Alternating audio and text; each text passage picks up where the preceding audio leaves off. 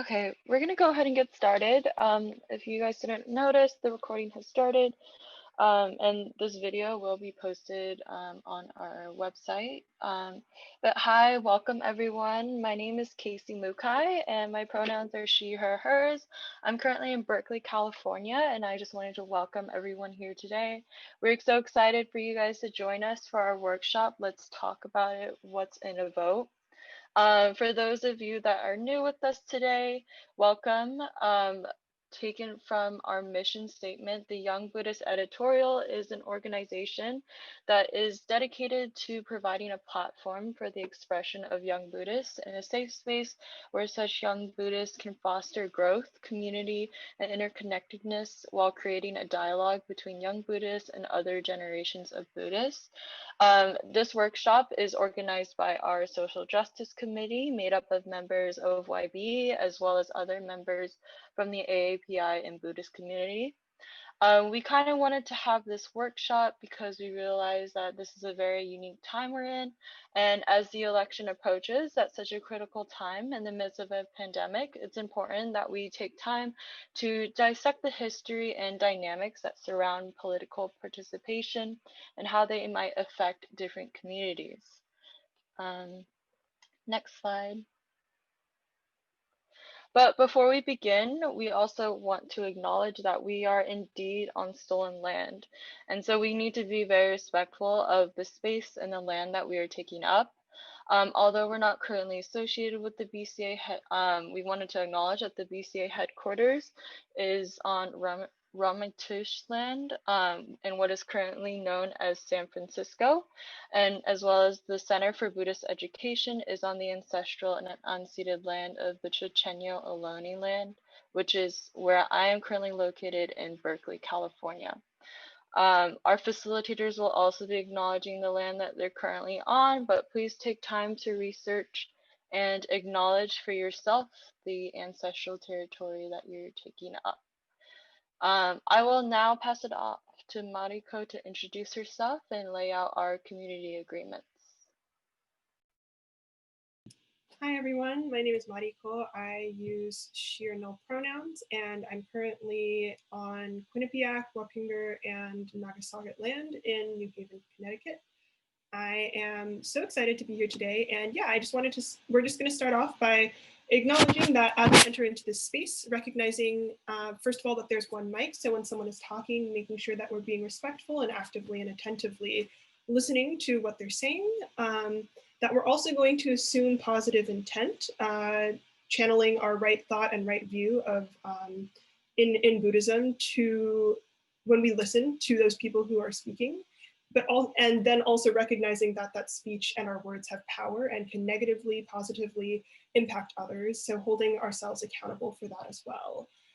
Please remember that like what is shared here stays here, but what's learned here leaves here. So you can always feel free to introduce, I think, a lot of our content to wider community members, and also to both take and create space. So in terms of creating space for other people to speak, but also to make sure your own voice is heard. Before we move forward, we want to recognize like these are community agreements. This is a community space. And so feel free to enter in the chat if there's anything else that folks need to ensure that this is a safe space for everyone.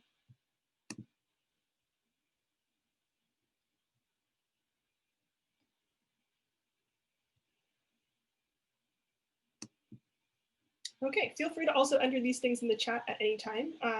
These community agreements are always evolving. So, but if no one has anything in particular that they'd like to draw upon right now, I think we can go ahead and get started. Hi everyone, my name is KK and I currently live on the Miwok, Nisetan, and Patwin lands, which is also known as Sacramento. And I'm also really glad that everyone's here today. So before we dive into the content, we also want to acknowledge those who choose not to vote. So while today we are going to discuss the importance of voting, we also want to respect those who abstain from voting for any reason. And we also acknowledge that there are still systems in place that prevent many people from voting today. Yeah, and so this is our agenda that we have laid out. Part one, we're going to be going into the history of voting and disenfranchisement. And then after that, we'll have our first breakout room, followed by a short break. And then we'll go into our part two on AAPI and voting, followed by another breakout room session, and then closing. We also wanted to acknowledge that we as facilitators, we are not experts in this field. And so this is an open space for learning and discussion. So we do encourage conversation in the chat, or if you want to unmute yourself to add into things, we highly encourage it. Okay, so I'm going to be taking it off here for part one. And so again, hi, my name is Michael, and we're just going to take a look at sort of what the history of voting is and why it matters, and how we can root that history in both understandings of religious and colonial oppression. So can I have the slide, please? Thank you. So when we're going through this, we're going to try to answer three main questions: sort of what is voting, why and how it was created, what kinds of power does it enact, and why does that matter? So hopefully we'll be able to start to answer these questions as we go through the history and take a look at how voting came to be. So slide, please. So first of all, yeah, what is voting? If you had to explain voting to an 8-year-old, oh, back, please. If you had to explain voting to an 8-year-old, if folks are willing to sort of type in the chat, right, like one sentence definition, how would you explain voting to someone who doesn't know what voting is? And I'll like hang out here in the chat. Also, thank you, great job, Devin. And also, if folks can't think of how to explain this concept, it's worth like sort of sitting with that and noting that too, right? Because that might indicate that, you know, there are histories that are maybe being subsumed or not talked about. Okay, so we have, yeah, voting is voting, expressing your opinion, participating in a democracy. Those are all definitely parts of what voting is. So let's take a look and sort of break it down. Slide, please.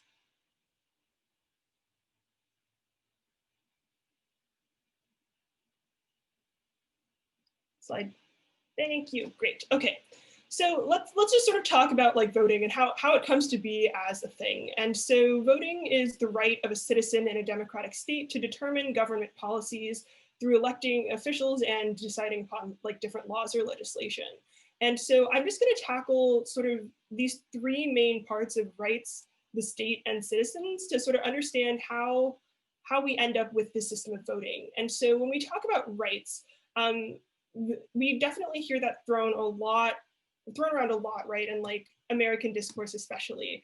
But when we're talking about rights in respect to voting, we're really talking about rights that are developed by what is called like classic liberalism. So not like liberalism like people are liberal or people are conservative, but like back in the day with John Locke and like all of those folks who are trying to imagine a system in Europe that isn't a monarchy anymore. And so they decide that, you know, the rights that are given to every human being are life, liberty, and property, and that those rights are given to humans by God. So if you are a human, God has given you these rights as a matter of your existence. However, when they're developing this system of rights, they're also defining who a human is, right? Because by the very claim to define humanity, you're going to say, you know, some folks are human, but if you're not human, you don't necessarily get these rights. And bearing in mind that during this particular time period, who is considered human is a white man, and that's it, theologically, scientifically, etc.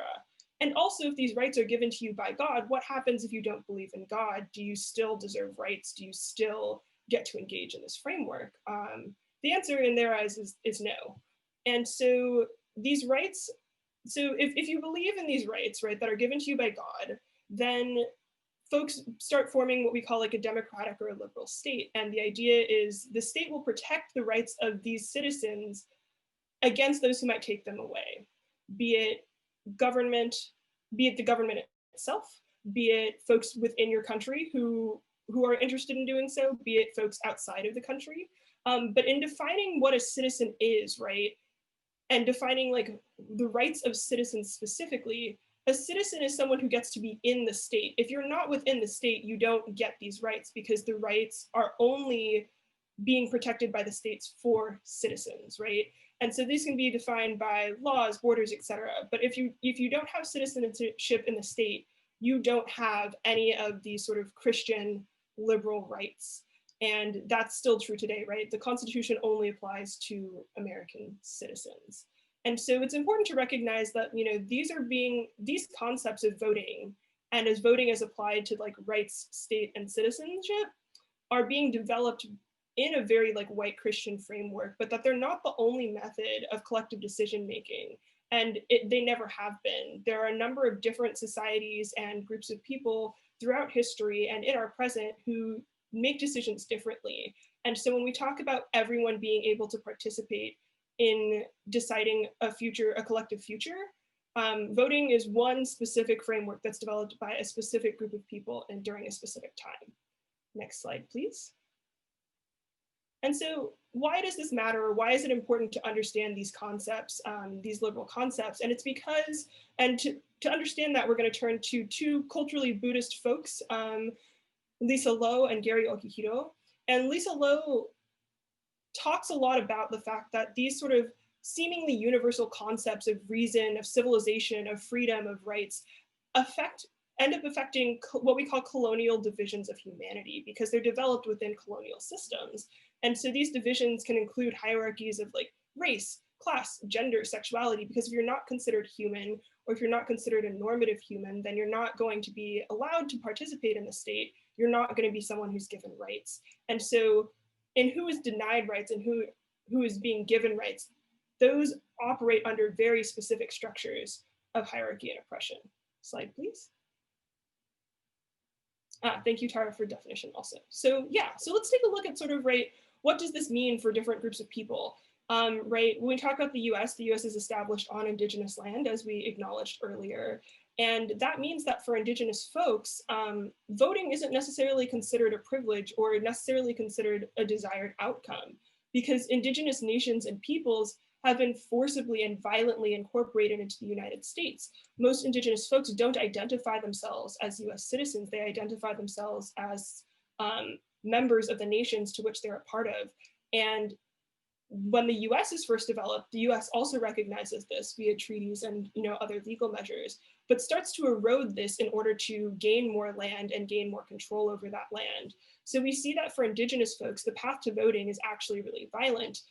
Starts in the 1830s when Andrew Jackson passes a number of court cases that say that Indigenous nations are nations, but because Indigenous people aren't smart enough to govern themselves, they're going to fall under the jurisdiction of the federal government, and the federal government is sort of going to guide them forward into civilization. And then he uses this to evict everyone and put them on the Trail of Tears and kill millions of people. Yay! And that continues throughout the 18th and 1900s.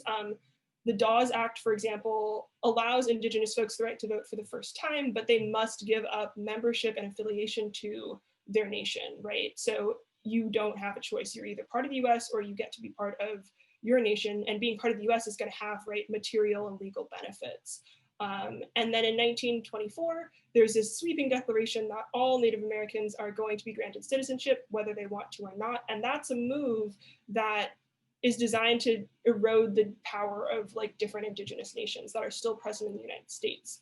So it's important to recognize, as this Indigenous Action Network image here suggests, that if you're voting in a state that is inherently designed in opposition to Indigenous folks and their nations, it's impossible to completely decolonize voting, even if legislation or candidates provide specific resources to Indigenous people, just because to participate in a state that is directly in opposition to their nations it's not necessarily something that is going to promote Indigenous sovereignty or Indigenous control over land.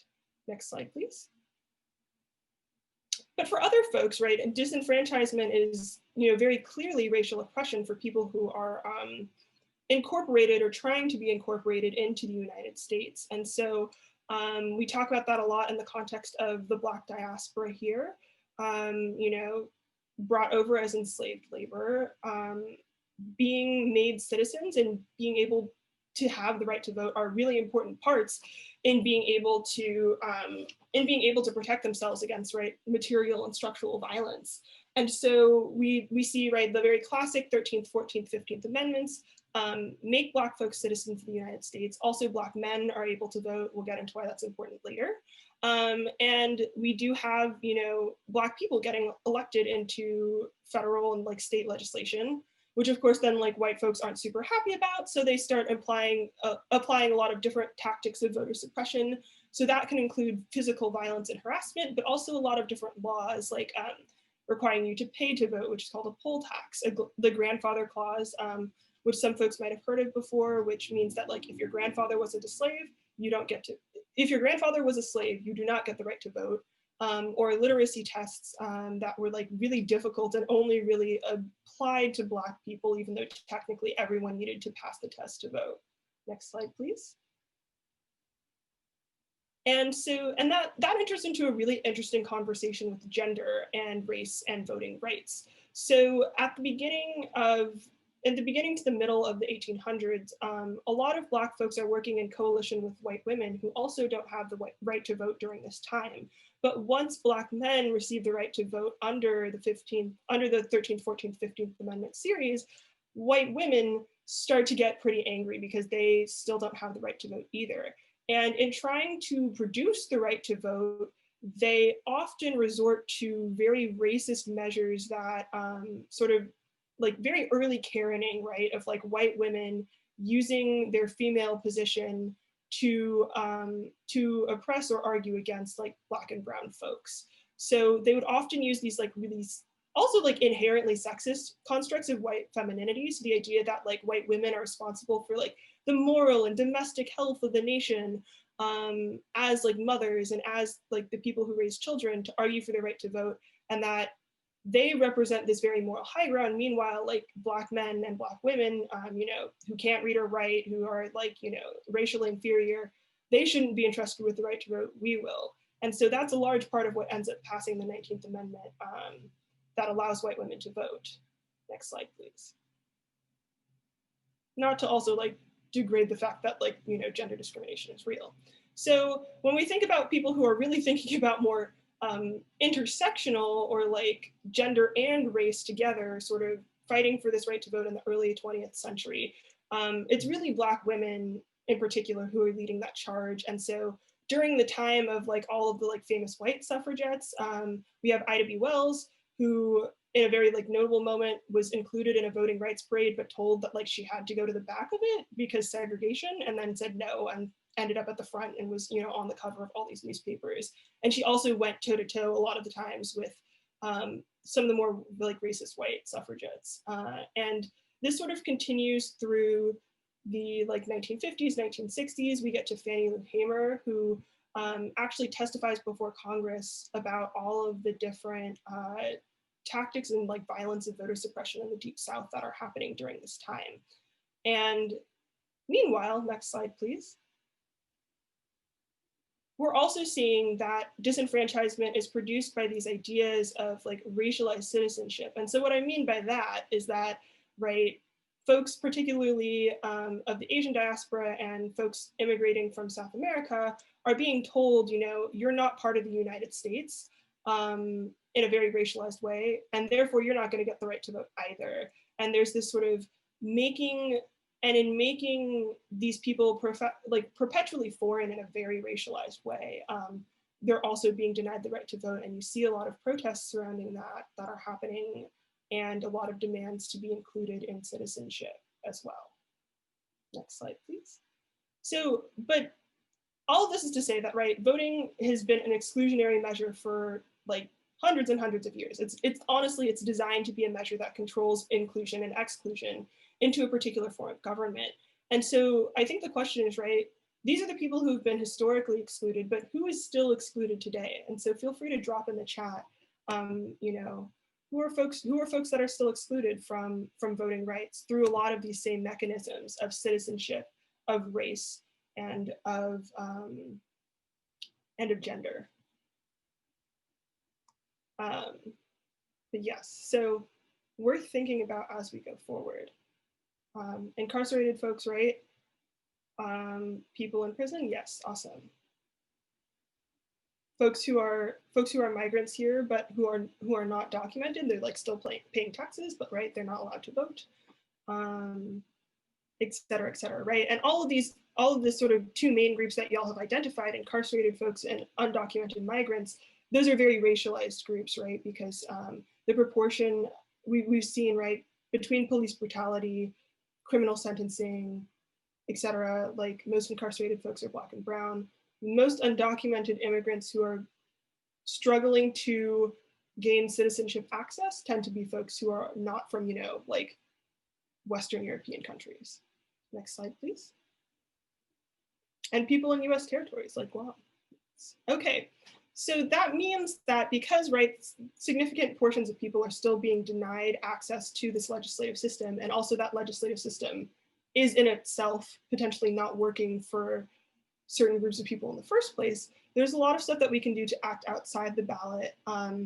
And so two of these like more financial examples are going to be Black and Native reparations and mutual aid, where we can put actual like material resources and financial resources into these communities. Grassroots organizing, Empower is a Muslim grassroots movement that works a lot in sort of the realm of political and like legislative support for particularly folks who are being deported. And we can also talk about community care, right? What are ways that we can take care of each other that maybe aren't like bounded or regulated in these dynamics of voting in the state? And so one example of this is the Yellow Brotherhood, and they are a group of mostly former gang members that in the 1970s and 80s in the Asian American community are developing programs like tutoring, like after school sports, like a number of other things that like they saw weren't being provided to their communities. And so we can think about like a lot of these different organizations as being alternatives to affecting change in like just a voting paradigm. So yeah. All right, slide please. That's all I have for everyone now. But we're gonna split up into breakout rooms to sort of digest what was a lot of information. So also feel free to like ask me any questions about this, because we moved through a lot of history and a lot of theory very quickly. So hi, thank you everyone. We hope you had a good breakout session and kind of got some of your thoughts and feelings out. It's a lot of information to process. But right now, next slide. We're going to be moving on into our second part, which will be dissecting Asian American Pacific Islander experience in voting. And with that, I'll pass it off to Kate.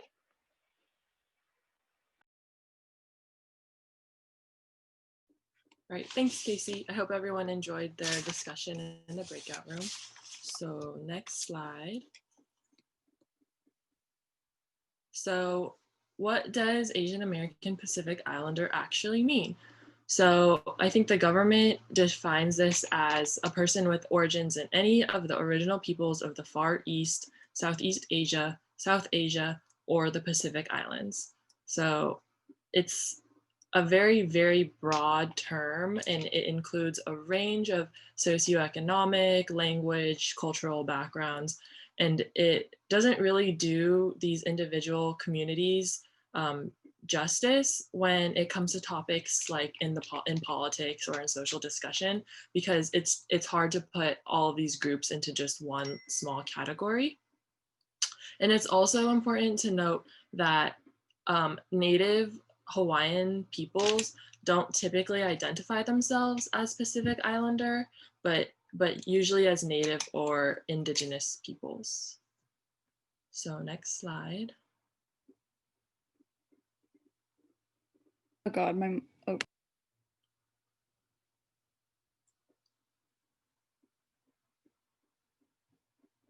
Okay, thanks, Allison.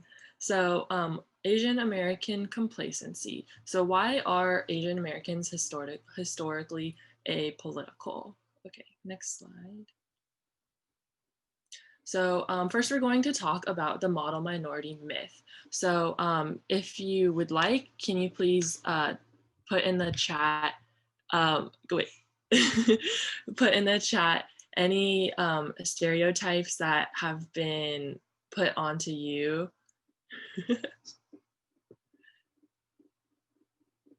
Sorry, Casey, or KK, sorry. Okay. Yeah, so feel free to put in the chat any stereotypes, like Asian stereotypes that have been projected onto you.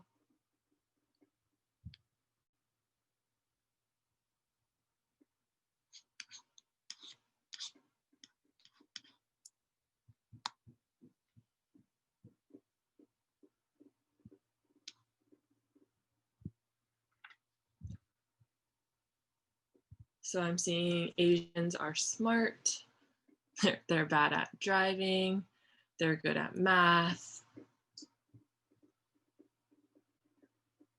Oh, they're very quiet, very hardworking, apolitical. Yeah, definitely. So good team players, they don't cause trouble, they aren't going to be disruptive, they're pacifists. Yeah, definitely. I've definitely heard all of these things as well. So the model minority term was first used in 1966 by the sociologist named William Peterson when he was trying to describe the socioeconomic success of Japanese Americans. So this was the generation right after the war, which were probably our Issei and Nisei, like my grandparents and that generation. And so the stereotypes that they were able to conclude were that because of their successes, the Asian Americans were the ideal minority group. But it's important to note that they're only ideal in the eyes of white supremacy. So these stereotypes included things such as academic and financial success, which was noted in the chat, social and political meekness, which was also noted in the chat, strong work ethic, dominance in math and science, and strict parenting. So all of these things, a lot of you have noted and experienced yourselves, and it was actually originated back in the 60s. So all of these can be seen as positive aspects, especially when contrasted to the problem minorities like other Black and brown folks in our communities. However, it's very important to note that not all Asian American Pacific Islanders fit into this myth, and it's impossible to reduce such a broad group of the world's population into such a simple stereotype, and doing so erases anyone who doesn't fully fit into this model. So, for example, it can erase religious minorities, it can erase refugees, it can erase queer Asian Americans. So this myth really creates a facade which America hides its anti-Asian racism behind, because it simultaneously separates Asians from other people of color who suffer from the same white supremacist system. Next slide, please. So, however, when Asian Americans begin to buy into this myth, it can create a lot of problems, correct, right? So it can create our complacency within this system. So we kind of need to check our privilege when we are deemed this model minority, because it upholds anti-BIPOC rhetoric and creates white adjacency. It can also undercut other minority movements when people begin to say, like, we were able to pull ourselves out of it, like we were able to get back on track. How come you can't do it? How come these groups X, Y, and Z can't do it as well? And it negatively impacts other minority groups, because it can, so when continuation of this myth creates animosity between Asians and other minorities, when Asians begin to say that they have succeeded or are striving towards this success, we need to remember that success is defined by the white people and by the people of power. And those are the people that are placing these oppressive systems onto other groups of color. And Ijeoma Oluo says that this myth prevents Asian Americans and non-Asian people of color from recognizing and organizing around shared experiences of labor exploitation, lack of government representation, lack of pop culture representation, cultural appropriation, and so much more. And so someone in the chat says that these stereotypes are also used against Asian American Pacific Islanders and other groups because it repels them from advancing in employment. So like someone said earlier that we're very quiet and we're docile and weak, that one of the stereotypes that I've seen is that we aren't fit to be good leaders because we're not outspoken and we can't lead other people. So it can kind of counter us in when these stereotypes.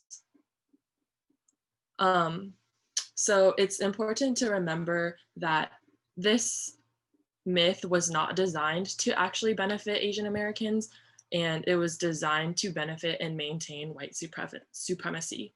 So if we choose to be complicit in this system that openly oppresses other groups of people, we're being very unempathetic, and we need to remember our privilege as this model minority. So when we are willing to check our privilege, we are not only identifying areas where we are perpetuating oppression in order to stop personally perpetuating that oppression ourselves, but we are also identifying areas where we have that power and that access to change the system as a whole, where other groups may not have that same power or access. So basically, we need to do more as this model minority. Okay, next slide. This, I think this kind of goes back to what was said in the chat, where these assumptions of Asian American and political docility is because of restrictive subculture and the supposed economic successes that some of us may see. But like I said earlier, it's not applicable to all people of Asian American, Pacific Islander ancestry because it covers such a broad term. So there's not everyone that can fit into this. And there are so many other factors at play that lead to this apolitical stereotype. So Casey's actually going to dive into more of these things that are restricting our community. Yeah, thanks, KK. So like we said, next slide, please. Yeah, so we're kind of going to dissect kind of like the current challenges and barriers behind AAPI voters, because there's many different factors at play that we can only, and I want to acknowledge that, of course, like as much as we want to dive into this, there's only so much we can do fit within our time frame. So please bear with us. Next slide, please. So yeah, there was a nonprofit organization called Run AAPI, which partnered with the National AAPI Power Fund and the National Education Association, and they released a poll, and it asked this question: there are many reasons why people are not registered to vote or have not updated their voter registration. Which of the following best describe your situation? So 800 AAPI between the years of 18 and 34 answered. And so if you guys can put, oh, can you go back one? Can you guys put in the chat some like potential answers that might have been said, or why do you think, or how do you think people may have answered to this question?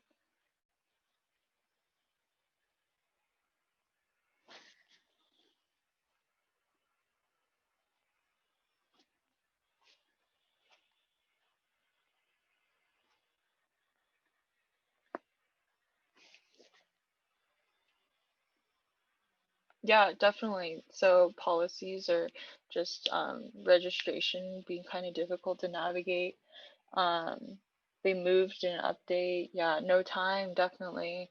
Not educated on what's on the ballot. Their vote didn't make a difference. Doesn't make a difference. And not trusting the government. Yeah, very true. And language barriers. Yeah, all very good answers. Next slide or next click. Yeah, and so yeah, these were the answers, and you can kind of see overlaps with our answers. A lot of this, it seems like people didn't have the time, or they needed more info, or didn't understand the electoral process. And so next slide, please. Now we're gonna go over some kind of sorry, this has resulted in only 41% of AAPI citizens aged 18 to 34 having been contacted or about voting or even registered to vote. Okay, next slide. So now we're going to kind of go over and dissect some of the very real institutional problems and pathways that result in low AAPI turnout. So the first one that I have outlined on the slide right here is a lack of access to in-language materials for the very wide range of languages that are encompassed in AAPI. Right? So language barriers that prevent individuals from fully participating in the democratic process and kind of keep them from understanding exactly what electoral information and candidate platforms are happening during the campaign cycle. And then sometimes even when states do have translated materials and resources, there are some oftentimes insufficient or kind of wrong or full of errors. And so on the slide here, there are some like possible solutions that people devise. So there's recruiting or training multilingual poll workers, so having a more diverse range of people in the political process. Also providing access to just more accessible in-language election materials, and then also decreasing the minimum population threshold necessary to warrant translated materials. And what this means is, according to Section 203 in the language minority provisions of the Voting Rights Act, groups of people have to meet a certain threshold in order to have in-language materials made for them. And so this causes complications because, of course, like it says, who does have materials, who doesn't. But in total, we hope this will lead to a more informed and knowledgeable voter base, so to increase their participation in democracy. Next slide. And so this kind of leads us to a second, larger and more contrasting issue, right? Of where not only is the political voter base not able to understand the government is not able to understand the AAPI community. So as discussed before, AAPI is so broad, containing such a wide range of socioeconomic statuses, languages, and cultural backgrounds. And so the government and political organizations, they aren't always able to understand these needs and therefore aren't able to speak to them during their election campaigns and bringing them into voter booths on election day. Yeah, and Keith said in the chat, also candidates and campaigns need to recognize APIs can and will make a difference. This is definitely true. Oftentimes, we're often just left out of the picture because we're not seen as a valuable voter base or force in politics, but in fact, we really are. So some possible solutions to this are, of course, having more federal and comprehensive data through methods such as the census. However, we also want to recognize that the census has its own issues, as the current administration is actually trying to exclude undocumented immigrants as well as other populations from this data, which causes a whole slew of other issues. But of course, through hopefully these solutions will have an outcome where candidates and policymakers will have more dialogue with the AAPI community and be better able to cater to the diverse needs of our community. Next slide, please. And so some other issues that have arisen are discriminatory voter purging, which is where people get election officials, they review voter rolls and remove the names of those who are thought to be dead, have moved, or being ineligible to vote for some reason, such as a felony conviction. And this is known as voter purging. And while it may seem like just clerical work where they're just getting through stuff and making it cleaner, this often leads to eligible voters being deprived of their right to vote just because they didn't understand some small issue or etc. Next one, please. Also, I'm not sure if you guys have seen on the internet lately, but there's been circulating fake ballot drop boxes that have kind of disrupted political or voting spaces and submission sites. And additionally, with the closure of polls, it results in people having to wait in long lines despite their work schedule or their personal lives, and so this really has a detrimental effect on how many people will actually turn out from the AAPI community. Next slide, please. And so like the kind of point that we want to make with like these last few slides is when a community is denied adequate resources and not empowered to stand up and express their opinion, which is what has happened to the AAPI community, their political power is not fully expressed in an oppressive society that has always seen them as foreign. And so we kind of want to emphasize that these issues are very multi-layered and they're informed by a deep, deep history of oppression, but we also need to take responsibility within these systems, as KK was saying, that we need to recognize that our privilege and be able to stand up. But on the other hand, we do need to also we do need to acknowledge that these systems of oppression and who are responsible for this, as Mariko has laid out for us. You can go to the next slide. And with that, I'll pass it back to KK to go over the next section. Thanks, Casey. So next slide. So some demographics that have been some statistics on demographics that have been collected. Asian Americans are known as the fastest growing group in America, and the number of eligible voters actually increases about 150,000 each year, which is pretty crazy numbers to me. And they're actually not just moving to the West Coast. People are going and moving to swing states. I think there's like a pretty big community in Iowa now and like Nevada, and so they're moving to these states where their vote can actually make a huge difference. And however, in the 2010 census, 44% of people who marked they were Asian American Pacific Islander are not registered to vote or did not answer that question. And so our community really has a strong potential to be a driving political force. Just as Keith mentioned, these candidates in these campaigns really need to recognize that we can and will make a difference with our elections and our voices in political spaces. And racial disparities should not be the norm within voter turnout. Hopefully we won't be hearing like the 2020 census that a lot lower of a number people are not registered to vote. So next slide.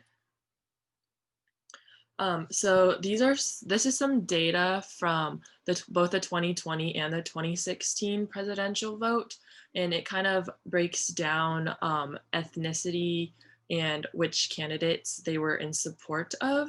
So as you can see here, Asian Americans clearly typically support Democratic candidates or candidates with progressive and liberal stances on issues. All right, next slide. So you all can type in the chat what issues are important to you. As an Asian American and or Pacific Islander, what are some issues that are important to you? I can read them out. You can add ones that are not on this list as well.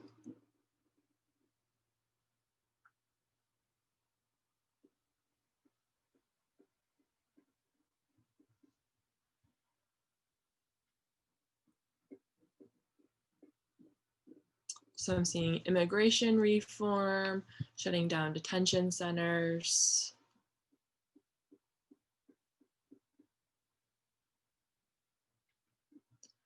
Black Lives Matter, women's reproductive health, education reform, responding to COVID.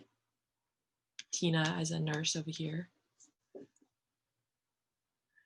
And so, climate policy, immigration reform, criminal justice reform, minimum wage, abolition of oppressive systems, workers, women's and civil and human rights, access to healthcare, public health. Yeah, definitely. So according to that same poll that Casey talked about, where 800 Asian American Pacific Islander citizens between the ages of 18 and 34 which is a large majority of our audience today, they responded and said that the main issues that they cared about / we cared about are responding to COVID, gun violence and reform, a Green New Deal, Medicare for all, affordable education, Black Lives Matter, comprehensive immigration reform, women's reproductive health, the #MeToo movement, and criminal justice reform. So these results show that young Asian American Pacific Islanders strongly align with a progressive agenda in movement politics, and it can really show the potential for what can happen when we mobilize. So next slide. So the new RUN Asian American Pacific Islander, so this is, Casey also mentioned this, so RUN actually stands for Represent Us Now, and they are a youth AAPI voter outreach campaign, and they created this video that includes Asian American Pacific Islander celebrities and figures, so we can watch that now. But we can't be ignored as a political force. Yeah, yeah. She right got me. We come from many different places. We've followed many different paths. But we are all here for the same reason. Because our people dreamed of more. Sometimes you need a friend. You know the ones that lend their hand and want to see you win. Our grandparents and parents helped to build this country. They faced fear and depression, but they never stopped working for a better future. They never stopped fighting for equality. When you come up on that lick, make sure you cut them in.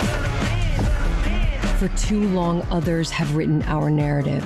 You know the ones that want to keep you where you've been before. It's time to take it back. That is the power of representation. You don't realize how important it is until you realize you've been missing it your whole life. Looking for the truth and the numbers don't hide. Let's show the world who we are and what we can do. Represent. Shoot, lock and low, pull up in the space crew with the roof optional. Wonder why they follow suit. I've been groomed from the womb, came out of my mama down with some running tennis shoes, faster than the speeding bullet. Let's speak up and make our voices heard. Organize and mobilize. Focusing on me. Because together, Focusing on me. we are strong. Force of nature. We are united. We are the new. At the front of this line is where my turn at.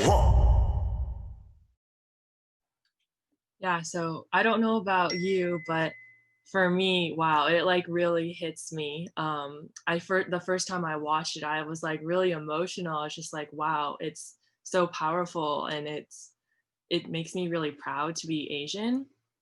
And I think Aquafina kind of said it well, that we don't really know how much representation matters until we realize like we've been missing it our whole life. So seeing these Asian figures, it's just like, it makes me like super proud and everything, right?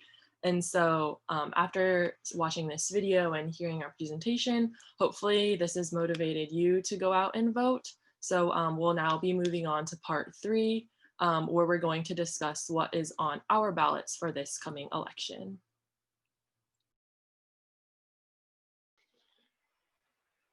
So please join your breakout room where we've broken everyone up via state. So go ahead and join. Cool. Hi, everyone. Welcome back. We apologize. I know 20 minutes was not nearly enough time to kind of dissect or talk about all we wanted to, but I hope you guys just got a bit more information and just some more understanding of kind of how to frame what you're looking at on the ballot with the social justice and Buddhist perspective. But next slide, please. But yeah, we just wanted to kind of leave on an end note with our final message. And so with that, I'm going to pass it off to Mariko. Okay. Hi, everyone. So thank you so much for engaging with us, for sitting here and like listening to us, and particularly me talk like a lot for the last hour and a half, and for really working so thoughtfully in your breakout groups as well to think about local ballot measures too. I think what we've seen today is that, right, voting is a system of inclusion and exclusion from a very powerful but often very limited state that has a lot of political implications, both historically and presently, for us as Asians, for us as Buddhists, and for us as a larger community of folks just wanting to make the world a better place. We hope that you have a little bit more background on sort of what it means to cast a vote, as well as what you're actually casting votes in favor of or against right now in your local elections. We'll have all of our slides posted so that you guys can access all of the content. I know, especially for the ballot measures, that was like a lot in a very short amount of time, as well as this recording. And thank you guys so much for coming out and spending your Saturday with us. Yeah, next slide, please. And next slide. Awesome. And yeah, so like Mariko said, we will be sending out a recording, but just some other things to keep in mind. California, the last day to register to vote is the 19th. I think I have these switched, my bad. Yeah, California's is the 19th and Washington's is the 26th. And those are the respective links to register to vote. And yeah, just in general, just always be researching and be knowledgeable about what's on the ballot, even if you're not voting. It's good to know like the direction that your society, your political climate is heading towards. Yes, and there are some resources in the chat that KK is sending as well. But next slide, please. In general, just please keep in touch with YBE. We have our website, we have our Instagram, our Facebook, our Twitter. Yeah, just stay up to date with more workshops and future articles. We always enjoy everyone's presence and everyone's input into our Buddhist discussion, and we really appreciate everyone being here today. Next slide. And if no one else has any thoughts or closing, that would conclude today's workshop. So thank you everyone for being here. We really appreciate it. Please continue to support YBE.